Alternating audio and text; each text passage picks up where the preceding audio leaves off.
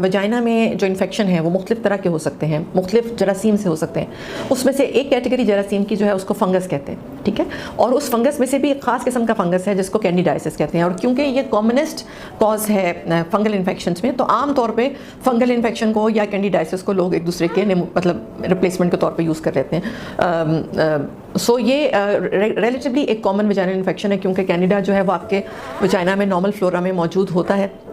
और जिस वक्त भी किसी भी वजह से बॉडी में रेजिस्टेंस की कमी आती है, फॉर एग्जांपल अगर कोई पेशेंट जो है वो स्ट्रेस में है, एंजाइटी में है, फॉर एग्जांपल अगर उसको कोई बीमारी है, कोई इलनेस है, या वो किसी वजह से एंटीबायोटिक थेरेपी ले रहा है, कोई डायबिटिक पेशेंट है, प्रेग्नेंट हैं ख़वातीन, तो उस टाइम में क्योंकि ये ऑर्गेनिजम्स आपकी बीवी की इम्यूनिटी का फ़ायदा उठाते हैं और वो फिर उस वक्त उस जगह पर इन्फेक्शन करते हैं। Candidiasis as such sexually transmitted जो बीमारियाँ हैं जिनको कहना चाहिए सोसाइटल से एबनॉर्मेलिटी फॉर्म में लेते हैं, सोशल स्टिग्मा के तौर पे लेते हैं, ये this is not like that type of sexually transmitted infection, लेकिन बहरहाल ये कॉन्टैक्ट से मियाँ बीवी को एक दूसरे से लग सकता है। और इसमें इंपॉर्टेंट बात भी है कि जब ये इन्फेक्शन हो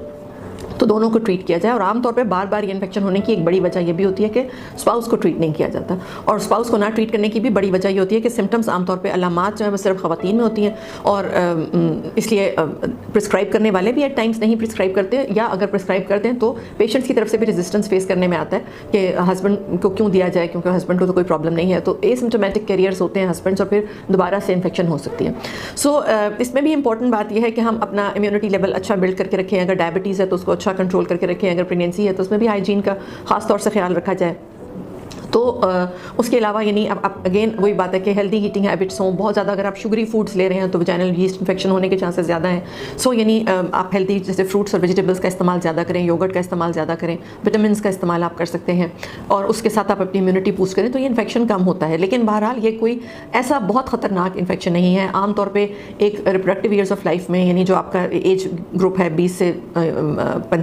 48 साल तक की एज का, उसमें ख़वातीन को 3-4 दफ़ा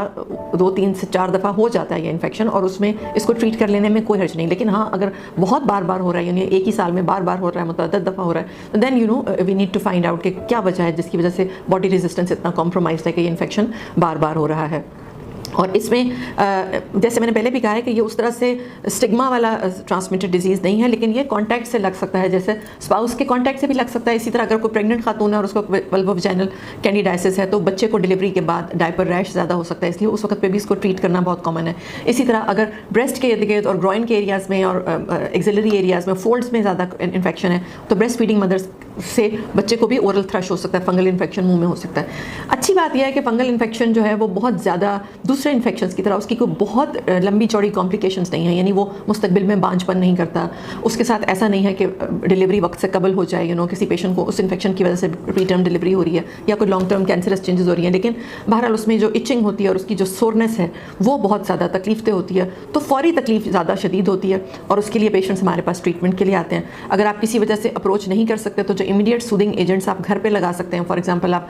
कोकोनट ऑयल यूज़ कर सकते हैं, आप सिर्फ योगर्ट यूज़ कर सकते हैं, आप सिर्फ गार्लिक यूज़ कर सकते हैं लगाने के लिए, टी ट्री ऑयल है जो आप यूज़ कर सकते हैं। सो ये वो चीज़ें हैं जो टेम्प्रेरी सूदिंग इफेक्ट प्रोवाइड करती हैं। या जब आप एंटीबायोटिक या एंटी फंगल मेडिसिन ले रहे हैं, और एंटी फंगल मेडिसिन लेने को अगर एक आध दिन लग रहा है असर और इमीडिएट सिम्टम्स क्योंकि पेशेंट्स में बहुत सवेयर होते हैं, तो ये सिंपल लोकल रेमेडीज़ हैं, छोटे से टिप्स एंड ट्रिक्स हैं कि जिससे आप इमीडिएटली अपना जो तकलीफ का लेवल है उसको रिड्यूस कर सकते हैं। और ट्रीट कर लेना इंपॉर्टेंट है, जैसे मैंने आपको बताया कि अदरवाइज़ आप अपने स्पाउस को भी ट्रांसफ़र कर सकते हैं, वाइस वर्सा हो सकता है, हस्बैंड से वाइफ को लग सकता है, वाइफ से हस्बैंड को लग सकता है, लेकिन आमतौर पर क्योंकि हस्बैंड साइलेंट कैरियर्स होते हैं तो इसलिए वो इतना नोटिस नहीं किया जाता,